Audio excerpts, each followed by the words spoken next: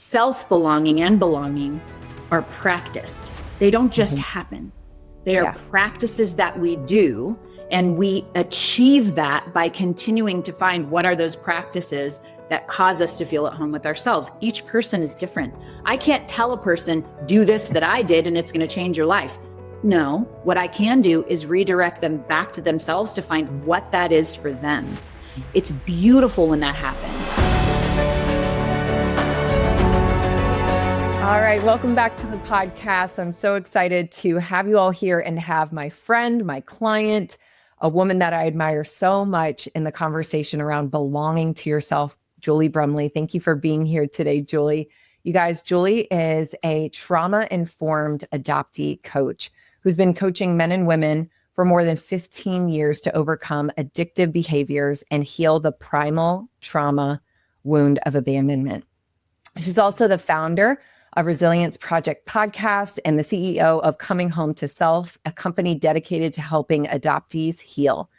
After her own birth mother tried to abort her not once, but twice, she found herself frozen in an unconscious trauma response for decades until she found the power of somatic trauma healing.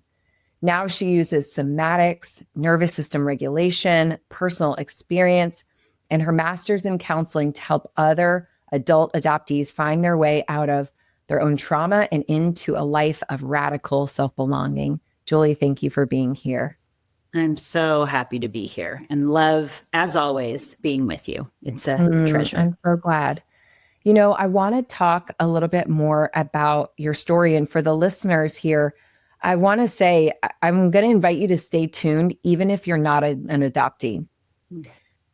Because one of the reasons why I invited Julie on here, she's my client, and I actually have the opportunity to be in her work all the time. And one of the first times I got to work with her, really most recently, I was like, Julie, you have like the secret. You have the secret to what all of us are needing when it comes to self-belonging, because she has worked with the population that is the most challenged in finding belonging within themselves, dealing with that abandonment wound. So I want to invite you all to stay tuned.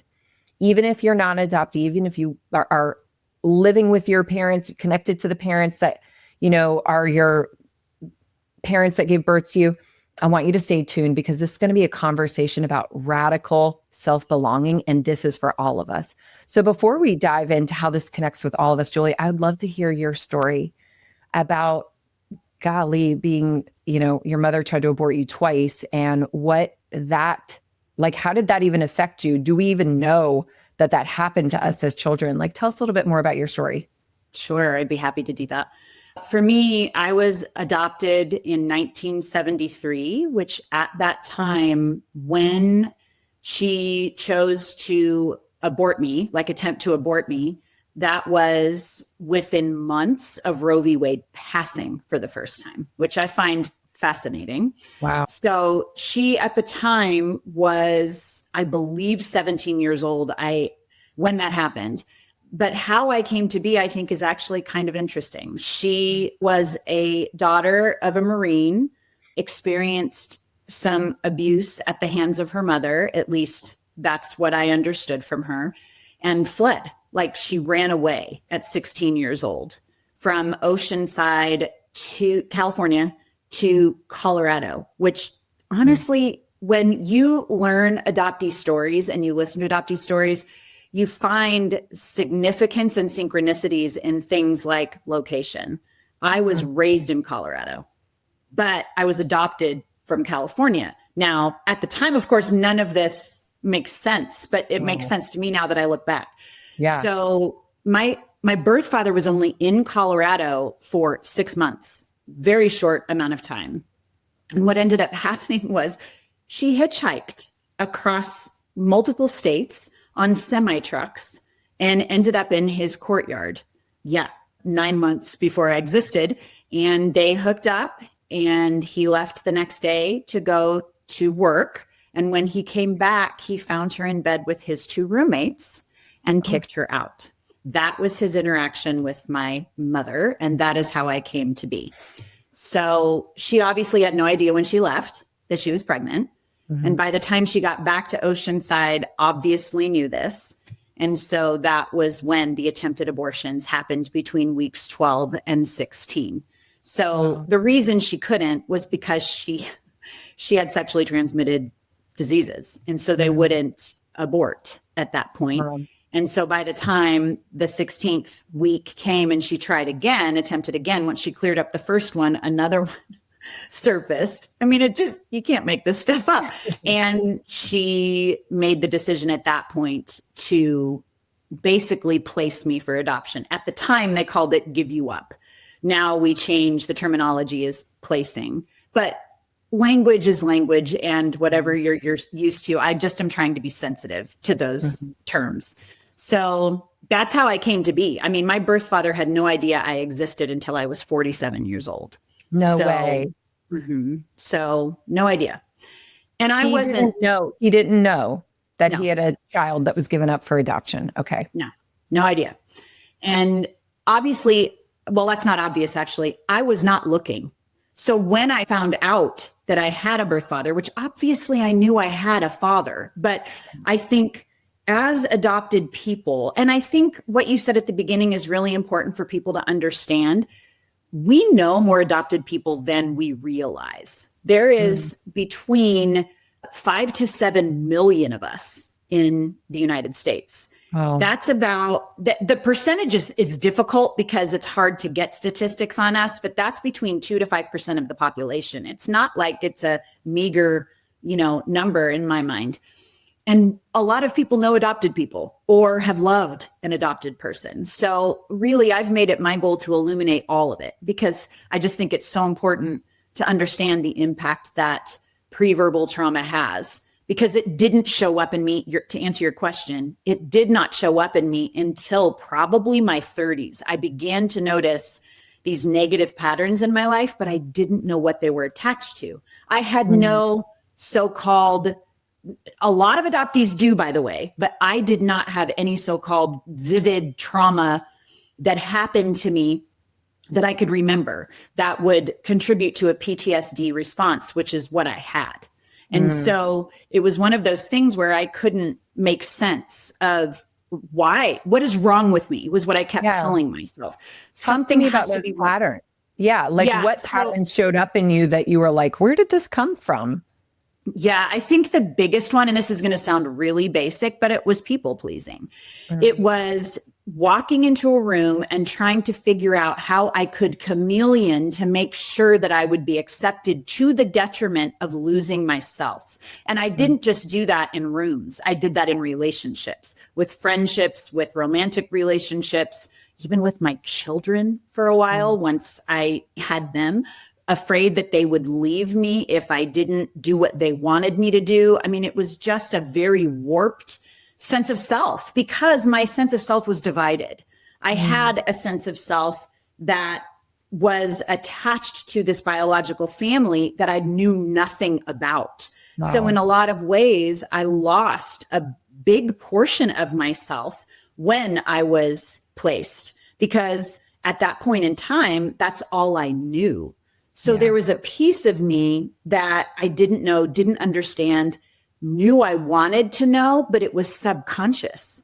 So there would be times that I would be in the hallway in my home growing up, and I was a white child adopted into a white family. There are many adoptees that are not. And I'm also 12.5% Penobscot Indian. So there is some interesting history that I have that I've still not been able to explore.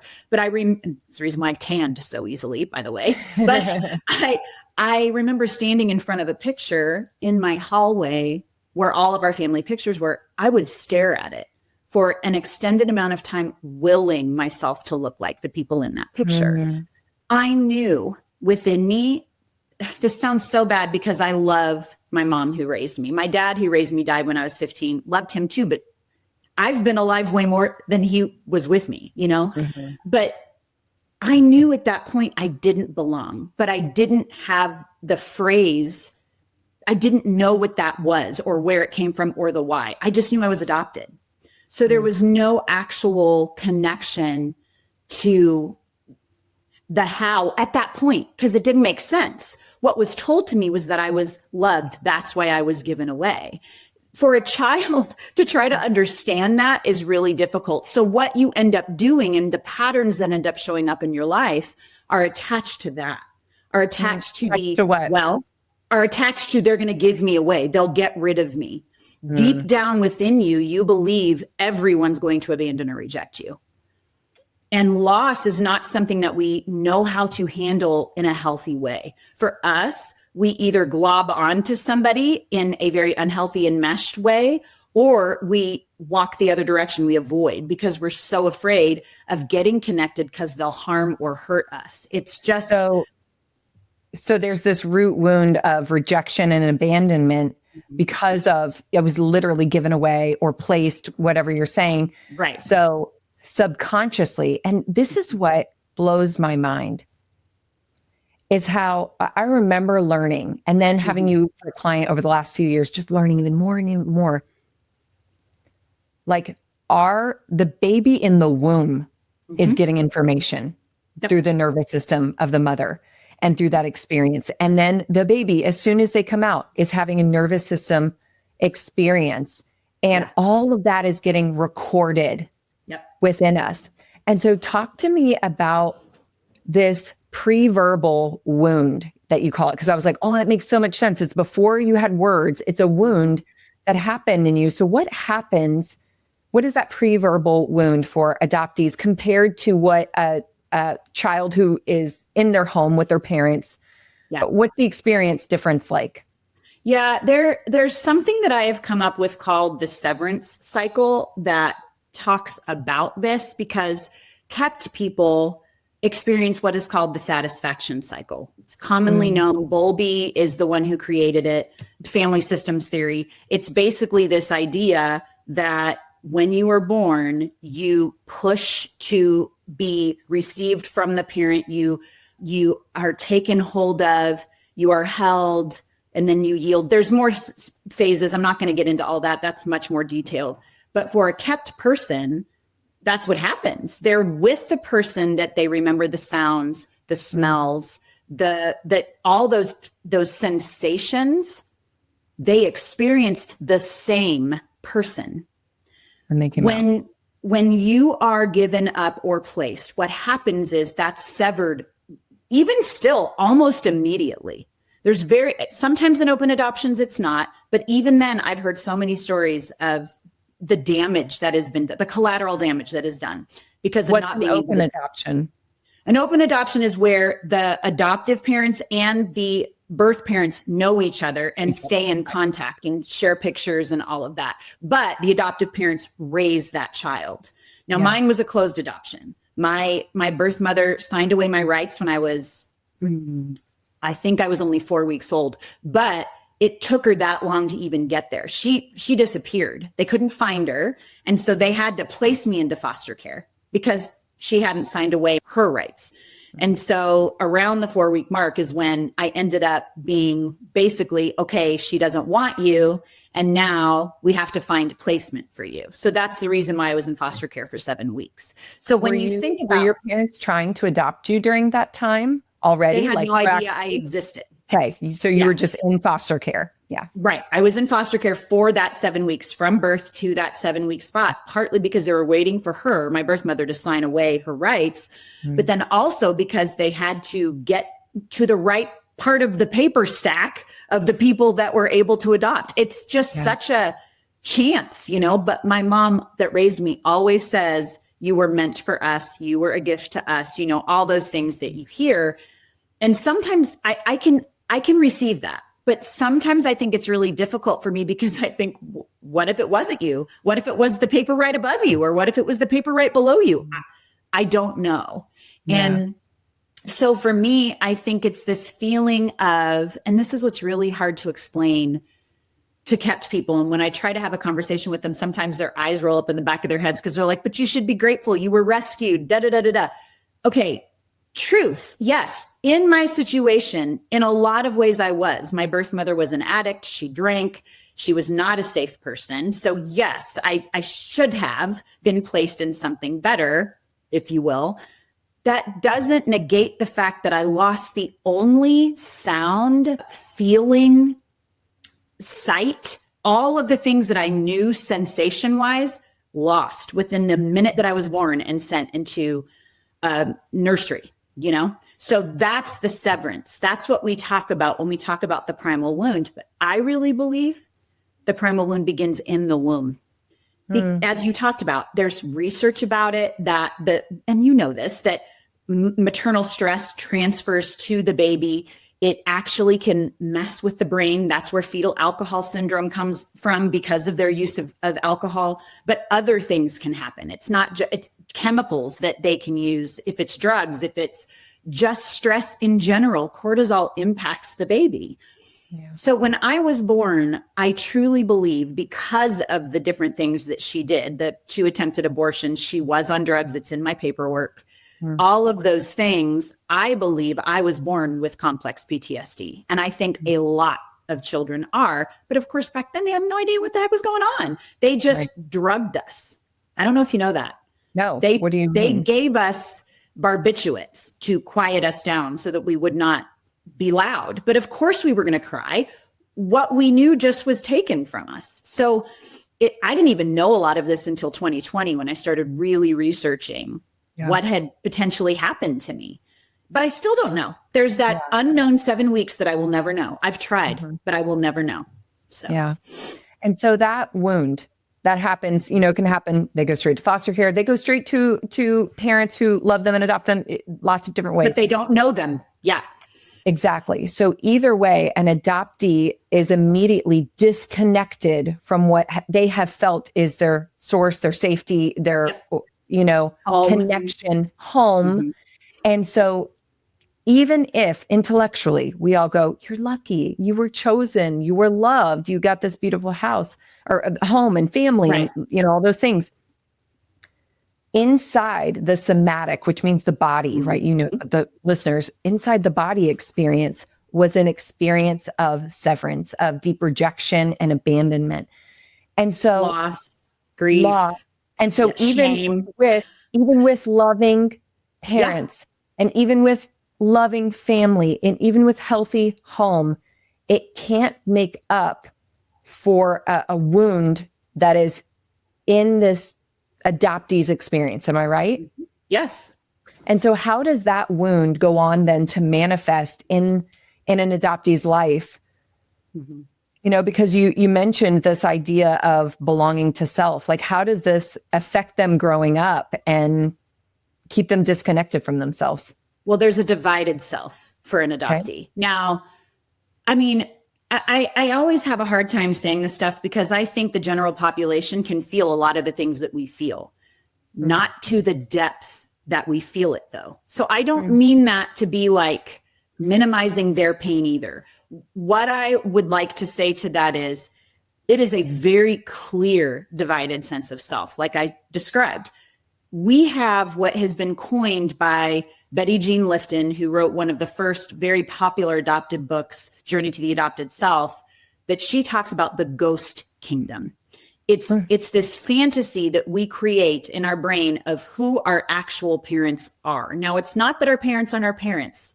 It's that we dream and have this world that we create. I've heard stories of people believing that their parents were Astors who were very rich back in the Titanic days. I've had friends who believed their parents were, you know, famous musicians, whatever. That you go into this place where you believe they're there waiting to rescue me from this family. Not that we needed to be rescued, but that there's this desire, this division that we experience within ourselves that we aren't able to explore a lot of times. Because when we go to talk about, hey, do you know who my birth mother is? There's usually this feeling of immediate like fear from an adoptive parent. What would happen if you found them? Would you leave us? Would you want to be with us? They get scared. You should be grateful comes out of their mouths sometimes. You're lucky that we found you. We love you. She loved you so much. She gave you to us. All these things. And so with that, we feel like we have to protect that part of us. Partly, we don't even know we're doing it, honestly, Kelly, because it's there. We know it's there. We experience it on a pretty consistent basis. But then there's this false sense of self that we're trying to create with this new family. That is supposed to be our identity. I remember so many times my mom telling me, well, you can be Norwegian and Swedish because we are. And I'm like, but I'm not. So she wasn't saying it in a way that was trying to be mean. She was trying to connect. But that's another issue. If we're talking about disconnection, very difficult to connect with those that are not your biology. You don't have the same likes, talents. And so them trying to foster what they think are your talents because they look at you and they don't see you reflected, it's just a whole other experience. Yeah. And so then me as the adopted person has to explore, what are my talents? I don't even know. And how do I find those in this environment that doesn't feel somatically body-based safe for me? Not because of anything that they deliberately did, but because how I entered. I hope that makes sense. It does. It does. And, you've talked about before with me that you see these kind of overarching patterns that adoptees end up living into with behavior. So tell me some of those things that end up happening in behavior patterns that show up when they don't ever really have that sense of self-belonging. Yeah. It's kind of what I talked about, the whole people pleasing, but then there's way more than that. We are much more represented in the addicted population. We choose addiction over health because that's a way to escape from this world that we're trying to make sense of. So 2 times more likely to be addicted to substances is one of the things that you will find in our population. Another one that I think kind of freaked you out when I first told you was, and this is old, the newest research is higher. So I have a hard time saying this one yet. I say it, but I say it with, it needs to be replicated, okay? Because I'm not totally sure how true it is, but it's high. So when I first started doing this research, we were 4 times more likely to attempt suicide. Mm-hmm. The newest statistic is so scary. It's 35 times more likely to attempt. And I think this is really important to understand. The reason why is because a lot of us have a very difficult time believing that we should exist. We were given up. So that feeling of not being wanted, being defective lives so deeply in our cells. It is truly cellular. That's the reason why it takes a bit to get and gentle help, because here I am trying to uncover all of these pre-verbal wounds that they don't have words for. So we have to do this very gently. I still am uncovering things with myself. So those are 2 big things that I see, the patterns that I see, also overrepresented in mental health. So we are seen as ADHD, misdiagnosed many times with that, when really what we have is trauma. It's just PTSD that's living in our bodies, but it's just not something that people see. And one of the things that Gabor Mate says that I just adore, and I'm going to butcher this quote because I don't have it up, but I'm just going to rephrase it. He basically says that adoption is one of the most serious and severed traumas that a human can go through. Being severed from your mother is a trauma that nobody would ever want to experience, is basically what he says. And that validation, when I first read that, was so huge. So the patterns that you find are us trying to find belonging through substance, through elimination of ourselves. Like, if I get rid of myself, maybe life will be better. Through all the different mental health stuff, depression, anxiety. There's so many things that I have noticed with the people that I work with that my heart breaks. And I myself have experienced some of the same things. And knowing that those things can become a deterrent for relationship, because why would anybody want to be hanging out with a ticking time bomb, not knowing what was going to happen, when it was going to happen? So, and unfortunately, I am the result of some of that. Like, I do take part responsibility for my divorce happening 2.5 years ago. No, definitely not all my fault, but there were parts of it that I realize now my rejection and my fear of intimacy kept me from being vulnerable and risking in ways that really marriages should have. I was very, very afraid, very, very afraid.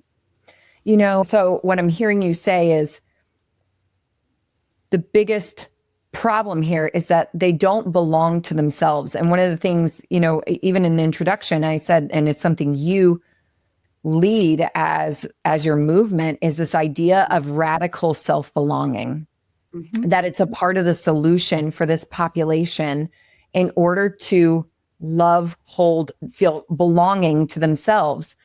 What does radical self-belonging actually mean to you? And why do you think so many people are living in the opposite of that without even realizing it?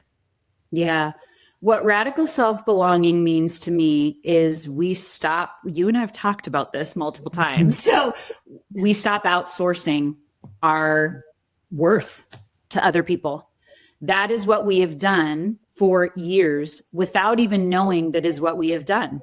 In order for me to be okay, you have to be okay with me. Then I'll be okay. It's this external, getting all of your worth from external sources versus finding that source inside of you. So it's that whole, you created this word when we were talking about it. It's insourcing your belonging.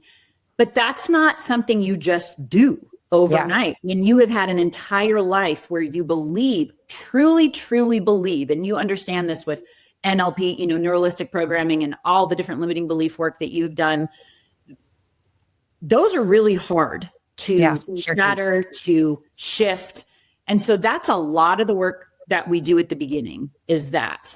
So what makes it so difficult is I think that was the question you asked, is what I've already explained, the belief that we shouldn't be here, that we're defective. It's proven. There's facts. There's factual evidence that we were unwanted, And so they can use that as their defense. Like, it would have been better if I wasn't born. I do not know how many times I've heard that from people's mouths. Yeah. And I think other people say that are adopted, but it really carries weight with us. There is a heavy belief that is how we do that. So I guide them directly back to themselves. I empower them to realize you actually do have that within you. It's inherently within you.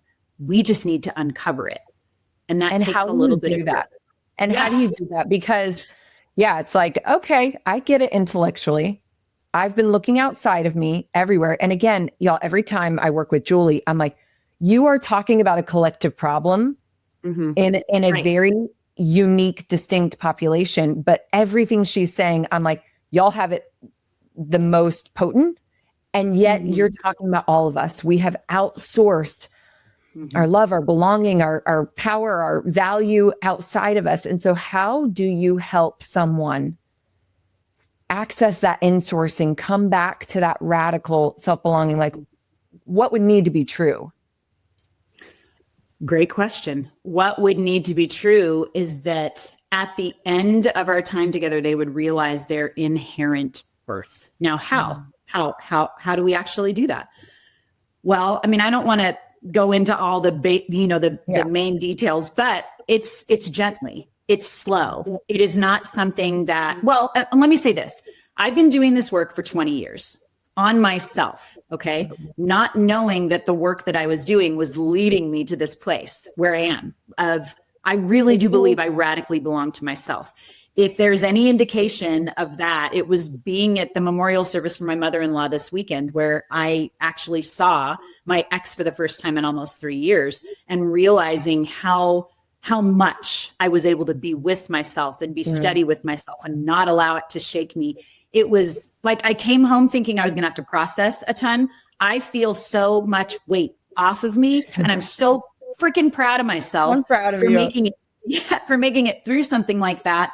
But the reason I am able to is because all of that work, that 20 years of work that I have basically bottled up, put into a packaged version of this, that, 6 to 12 months, you have the tools to be able to do that yourself. You have the tools to be able to explore. Talk to me about somatics, though. Talk to me about somatics, because everybody wants to help change your mindset around something, but you are always like, it's body in, it's got to be body out. If your identity, those loops are living in the pre-verbal body somatic experience, that's the way we've got to work with it. Talk to me about why the somatic is important.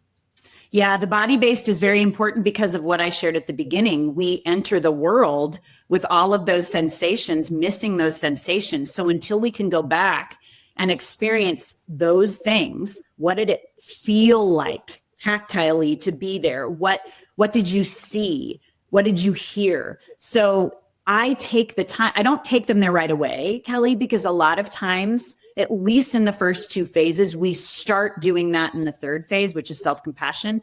But in the first two phases, I am doing all of that mindset work because that's where they live. They live in their head. And one of the things that you and I've talked about, and you know this, you just shared it a little bit differently. You said something like 5% and then 95% on one of your recent podcasts, Live in Your Body. There is so much there to explore. And so to answer your question, it's basically taking them internally into themselves when they are resourced and safe enough to do so in a safe environment. Hence the reason I have to start with the mindset work. Because if I started too soon, they'd be fleeing for the hills. There is absolutely no way. I did. I ran away. I was like, I can't do this work. You kidding me? It was so unbelievably scary to me because I didn't understand my body. So yes, I start with insight. I start with knowledge. I start with intellect and education, but then I move into the body-based work once they understand it, because that helps them have the foundation to be able to allow themselves to go there, because now they get why. There's a why behind what has happened to them. And that's what I help them understand. Yeah. And I love that. Learning about your work is, and I've been talking so much about the nervous system because over the last few years, it's like, holy cow. This is it. This is what we've all been misunderstanding around change. Yeah. And it's within the nervous system and creating an experience where you can reconnect to yourself, where you can access that light within, where you can feel safe within yourself, no matter what's happening around you. A lot of people have an abandonment wound, whether they were an adoptee or not, right? They've got a rejection wound. How does that wound affect their relationship with money, success, visibility, worthiness? Talk to me about that. You're laughing because how does it I'm laughing. We've had this conversation. Okay. I'm just going to share very personally from what's recently happened. So I have a dear friend that you know very well. Her name is Becky, and she and I and another practitioner are planning a retreat for November. And we have had registrations come in, and good old me, I'm the one that's holding those registrations. And as they've come in, I had no clue that this is what was going on until I received the money. I saw it in the account and I was like, oh, I felt it. My whole body started freaking out. I was shaking internally. I was like, I can't hold this. I won't be able to manage it. I can't do this. And I remember saying to myself, what are you doing? This is not accurate. Look at your history over the last couple of years of you can do this.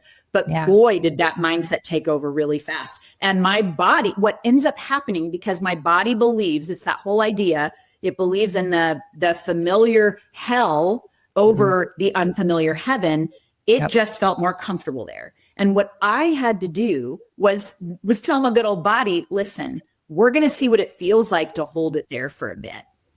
We need to leave it and allow this to settle. And I think one of the things that has really been a phrase that has helped me in this specific area is, we are our own worst enemies, is what we say to ourselves, right? We say that to ourselves all the time. Well, I'd like to counter that with, and you know this well, we are also our own best friends. So until we can learn how to come alongside ourselves and hold ourselves in this stuff and notice that our nervous systems need our care, we're going to stay stuck. That's the truth. Until we actually are able to be with ourselves and hold that, which is what I did. And I remember talking to you about it last week. I was like, that was craziness. I was not expecting that. But I think it's so fascinating because even at the root, if we have an internal self-belief, I'm not worthy. Mm-hmm. It's going to leave me. Everybody leaves me, right? Like I'm not deserving of this. So again, can go back to adoptees or can go to any of us who have had that Yep. same fear of worthiness, abandonment. The minute we get the visibility or the money or the love or the whatever, we go, no, like let's run away from it in our experience. And so one of the things that I've loved about your work, in watching a masterclass that you did just recently, you said it so perfect. You were like, until people learn the language of the body, like, right? Our nervous system, our identity doesn't speak in thought form, in words. No. It speaks in sensations. Yeah. It speaks in the language of the body. And so for anybody listening to this, I just want you to know, if I could like make a recommendation to you, I would just start to learn about the sensations of the body. Yeah. Like however that happens, if you follow a rabbit trail with Julie, if you follow a rabbit trail with me, if you like ask God, bring me a book, bring me more about this, whatever it is, it'll show up. We believe in signs here. We do. But the minute you start to understand, oh, this sensation is fear. Oh, this sensation is contraction. Oh, this sensation is expansion. You are understanding that there's a belief happening underneath the surface that you maybe can't name yet. Like, talk to me about the language of the body. That's what you said it so perfectly when you said, we have to understand the language of the body in order to ever change our identities. Yeah, we won't be able to, nobody will be able to understand their identity from the language of the mind when it started in the body. That's just the truth. So what I like to do, and this is what freaked my boys out, my children, they're now adults, when I started doing this work, was I like to learn the whole vagus nerve. What are those nerve bundles that are attached to the different the big seven? That's, what I call them, that are attached. And what do they do? And what do they mean? And what do they manage? And what do they navigate? Like, what? Seriously, it's learning a new language. Just like the pre-verbal baby is trying to learn that language. This was me learning, how do I get in touch with and communicate with my body in a way that it knows I'm listening, so it'll stop freaking out on me because it was doing that so often. I was cycling through so many different things. So that's how it's learning that root part of me has to do with safety, has to do with security, has to do with the environment that I'm in. That sacral part of me, the womb space, very important for adoptees, has to do with new beginnings and creativity and sensuality. And so as I began to learn each part, the solar plexus, huge part. So the stomach, where we, this, that's where the identity lives. So I work a lot with that. It's interesting when I begin to help the adoptees and myself tune into their bodies, it's there. It's in their belly where a lot of this stuff happens. It's there, or their throat, which that doesn't surprise us either. Hold on. I have a question. Are your clients, have they complained of upset stomachs or like throat hurting or feeling constriction? Like, can they start to name, like, I've always had like IBS symptoms, neck pain? Yep. Absolutely. It's a physical, like that is the language of the body. Those parts of you are already speaking to you. So just geeking out on this with you. I used to have IBS symptoms all the time. Like I'm either always carrying snacks and Tums and Pepto-Bismol because I would carry my stress in my stomach because it was an identity. It was feelings. It was all of that was right there. So again, when we learn the language of the body, we go, oh, where is this on my body? What sensation is coming across? What does that mean? Oh gosh. Like we start having almost a map. You even have a map. No, it is. Clients. I'm like, it's a map of what it means when it shows up a certain place in your body. Our body is just so freaking brilliant. So let me ask you another question. Your whole work is about helping people come home to themselves. Like, what does coming home to yourself look and feel like on the other side? Like what becomes possible for someone in their life, their purpose, relationships, any of that when they finally get there? Yeah. There is a settledness that is really difficult to describe. And I'm going to need to come up with words for this, but the how behind it, honestly, Kelly, for me has been personally, and then even helping the adoptees that I have helped, is taking them into times where their subconscious will surface a part of them. So parts work is a big part of what I do. And I take them to that part and they interact with that part that's ready to surface. It could be the 25-year-old, but usually I'm noticing we're going back by higher age into lower age. And so we'll start at 25 and then we'll move down to 15 and then we'll move down to 12. And it's so fascinating to watch. And as they do that, I'm just gently, when you say coming home to themselves, I'm gently helping them realize that it's not me that's doing it. They are. Yeah. You are actually befriending these parts of you that have been protecting you all along, similar to how we described the saboteurs in the assessment that we both use that help us understand our inner critics. It's the same idea. It's giving them space to feel that your body is home. Yeah. Because if you don't provide them that, it sounds like you're like, what is that, DID, dissociative identity disorder, that you have all of these different parts. You're not. Everybody has these. It's known. But I think that's been the most beautiful part of it, is being able to watch that, is to watch a person who takes that 2-year-old into his hands while I'm just sitting there and giving him space to do that and rock him, you know? And then it may take a few times of him going back on his own or her going back on her own to be able to integrate that part of themselves. And when I say integrate, what that means is they feel comfortable enough to basically be kind of engulfed into you. It sounds a little crazy and woo-woo, but I'm telling you, it is a beautiful thing. And it's not. It's how we, like I said, become our own best friend. And we are actively doing that. It's an intention that we have. And so when someone comes back home to themselves, to all these different parts of themselves, like, how do they show up in their life differently now? Okay, well, examples. I have a client who went to an event recently that was full of adopted people, never been to an in-person event before in his life. It was really unsettling for his nervous system. He had to talk himself into going, you know.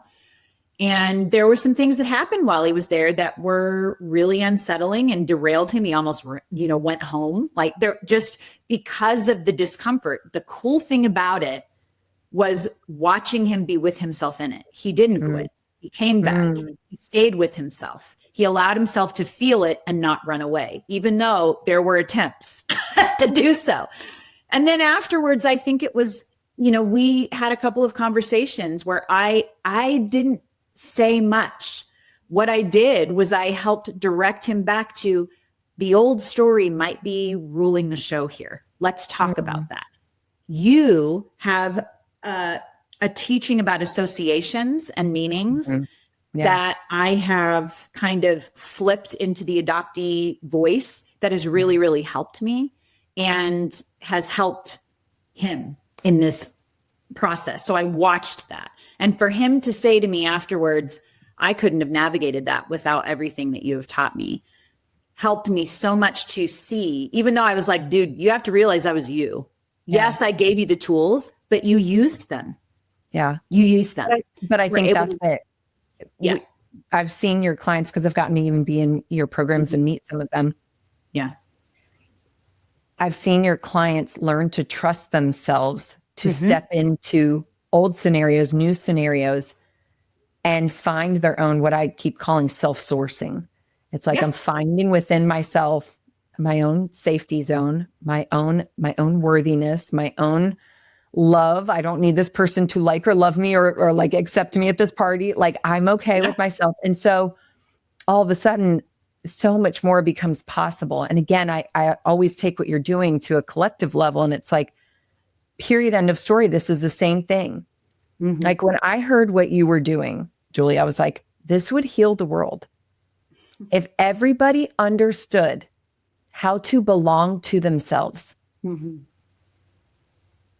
how to find within themselves their own light, their own safety, their own worthiness, their own love, like, we would never create these patterns of destruction that end up happening when we are looking outside of ourselves. And so I love that that is the work you do. And I'm so grateful that you do it. And you guys, please listen to her podcast, follow the things that she's doing, even the content that you create on social media. It's like, period, end of story, it can apply to me. It's like, it's so valuable because it's all directing us back home to ourselves. And it's small little shifts that can happen. So as we wrap up, I have a couple last few questions.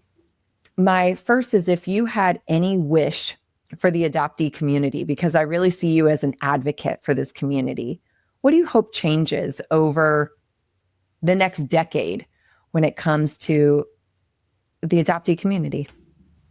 I think the biggest thing for me is the acknowledgement of the damage that has been done. Other state or other countries have done that, and ours hasn't. Wow. And I just feel like that if somebody could validate the pain that we have experienced, we validate each other, but people don't hear that from us. They have a hard time hearing it from the damaged person. They can hear it from an adopted parent, which I think is interesting because they're the ones that they're advocating for more than anything in society is the adopted parent. But I don't think people don't realize that the statistics with how many adopted children or how many adopted available children there are not as high as the amount of people that want children. It's very low compared to what it has been in the past. Wow. And so all of that to say, I think acknowledgement, validation of the pain that we experience. And even I really do think I'm not a big fan of the DSM. I don't like labeling, but CPTSD needs to be understood as something that is experienced. So I think that's huge. And as far as the collective population that I believe that you are pouring your light into, what is your hope and wish for everyone when it comes to radical self-belonging? That it's really not as hard as you think. It takes time. It truly does. It takes time, but it is not something that cannot be practiced over. That's a very important, actually. I need to say that. Okay. Belonging, self-belonging and belonging are practiced. They don't just happen. They are practices that we do, and we achieve that by continuing to find what are those practices that cause us to feel at home with ourselves. Each person is different. I can't tell a person, do this that I did, and it's going to change your life. No, what I can do is redirect them back to themselves to find what that is for them. It's beautiful when that happens. Yeah. So I think that's probably what I would say. I love that. And where can people connect with you? What do you have going on? And then I have one final question after that. All over. I'm on all the socials, Facebook, TikTok, Instagram. I'm also on YouTube. My podcast is there. I'm Julie Brumley _ on pretty much everything. Facebook's a little different, but you'll probably put this stuff in there in your show notes. So if people want to find me, please feel free to DM me, because that's one of the things that I find so much joy in. And one of the things that I feel like really led me to you was that our interactions were just so authentic. And I am a human who loves to human with other people. So please feel free. I also have a website. All of that will be available to you. So. And you have an event coming up. I would love to talk about that because this will come out right before. Yes. So we, a colleague and I, Dr. Elizabeth, have been wanting to do the first ever of its kind for adoptees healing retreat like this. So she has a one-woman show that she does called Unmothered. That is amazing, like mind-blowing. I've seen it multiple times, and every time I see it, I get something new out of it about her own experience of adoption. And then we're going to do narrative work as well as somatic work to integrate what has happened from watching that experience. But we're taking 2 days where we're really helping people work through that and showing them how, in a space that I don't think has ever been done before, where we can actually give them the body-based tools that they need to move through things in real time. So it's going to be really cool. I love that. Yay. We'll put that in the show notes. So I do have one final question, so hold tight. But I want to just say, for anybody who is resonating with this. One of the principles I live by, and I will call all of my listeners to, is the art of reciprocity. Mm-hmm. And so if this message encouraged you today in your own space, would you connect with Julie and like tell her, be like, thank you, here's the deposit you made in me. And if you know an adoptee or adoptee parents who better need to understand their adoptee children, like share this, please. Mm-hmm. I really do believe that the work that Julie is doing is pioneering something that will exist on the planet over the next couple of decades, but she's a part of that pioneering.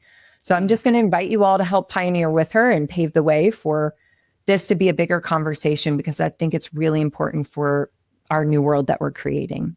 So as we wrap up, Julie, I decided I want to start having a question at the end of every call for my guests. And I'm going to ask a very Kelly question. What is something that you're feeling curious about right now, or something that life is teaching you right now? Oh, gosh. Well, it has to do with finances, which is not surprising since you are heading into, I think you're on your last days of closing that up. It's learning how to be present with the uncomfortability of holding something that may feel, because of my body, beyond my ability to hold. So yes. I think it has to do with that. That's my lesson right now. And I'm here for it, even though every day feels like I'm stewarding something that feels beyond me. And that's okay. I'm going to learn the lessons that I need to learn from that, because I'm open and receptive to them. So I love that. I love that. And what did we always say? Like, the lesson shows itself when you're ready to heal it. When you're ready, it will present itself. And it's like, okay, it's here. Here we go. So I love it. Yep. Julie, yeah. I love you so much. And thank you for being here. And I know this will be the first of many times you're on Guide, Not Guru. Well, I sure hope so. And I look forward to having you on mine. I can't wait. Thank you. That's going to be fun.